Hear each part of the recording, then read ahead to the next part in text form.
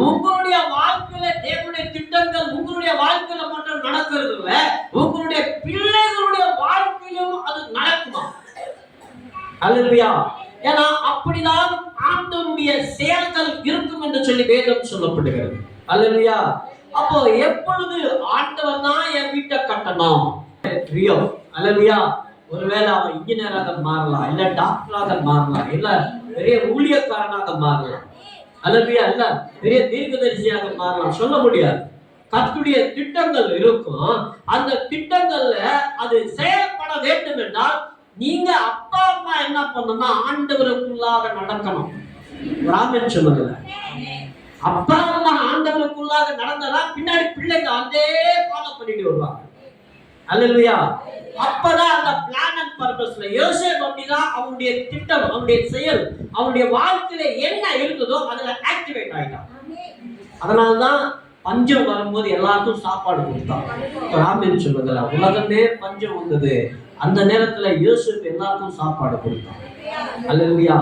அப்போ ஆண்டவர் தான் என்ன கட்டணும், ஆண்டவர் தான் பிள்ளைகளை கட்டணும் அப்படின்னு சொல்லி நீங்க நினைக்க ஆரம்பிக்கும் போது, பேச ஆரம்பிக்கும் போது, பிள்ளைகளுக்கு அதை கற்றுக் கொடுக்க ஆரம்பிக்கும் போது பிள்ளைங்க அப்படிதான் வளருவாங்க. அல்லேலூயா. இன்னைக்கு நம்ம எங்க படிக்கணும், அன்னைக்கு வாசிப்பு, வேத வாசிப்பு இருக்கும், அந்த பிள்ளைகள் காதல கேட்கணும்னு சொல்லி அதை படிப்பாங்க.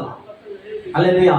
அப்படி உங்களுடைய வாழ்க்கையிலே ஆண்டவர் தான் என் வாழ்க்கையை கட்டணும், என் பிள்ளையுடைய வாழ்க்கையை கட்டணும் அப்படின்னு சொல்லி நினைக்க ஆரம்பிக்கும் போது இந்த 127 சங்கீதத்தில் சொல்லப்பட்டிருக்கிற ஆசீர்வாதங்கள் எல்லாம் உங்களுக்கு வந்து சேரும். அல்லேலூயா. ஒரே ஒரு வசனத்தை நான் படிக்கிறேன். 128வது சங்கீதம் 3வது வசனத்தை படிச்சு நான் முடிக்கிறேன். மனைவி உன் வீட்டோரங்களில் கனிதரும் திராட்சை கொடி போல் இருப்பால், உன் பிள்ளைகள் உன் பந்திய சீட்டிலும் ஒலிவ மர கன்றுகளை போல இருப்பார்கள். ராமன் சொல்லுங்க. அல்லேலூயா. ஒலிவ மர கன்றுகள் அப்படின்னு சொல்லும் போது ஒலிவ மரம் அது ரொம்ப ஹைட்டா வளருமா. அல்லேலூயா. நார்மலாவே நம்ம ராஜா வந்து ரொம்ப ஹைட்டு, அப்ப இவரும் இன்னும் ஹைட்டா இருப்பார். ராமன் சொல்லுங்க. அல்லேலூயா. அப்போ அந்த சைஸ்ல மட்டும் ஹைட்டு கிடையாதுங்க, ஆண்டவருக்குள்ளாக ஆண்டவருடைய திட்டங்களுக்குள்ளாக ரொம்ப ஹைட்டா அவர் வர வைப்பார். அல்லேலூயா. அப்ப இந்த குழந்தைய நீங்க ஆண்டவருக்குள்ளாக நடத்தும் போது உங்களுடைய பிள்ளைகள் ஒலிவ மர கன்றுகளை போல இருப்பார். அல்லேலூயா. அந்த அளவுக்கு உங்களுடைய பிள்ளைகள் வந்து வளர்ந்து கொண்டே வருவாங்கன்னு சொல்லி வேதம் சொல்லப்படுது. அப்போ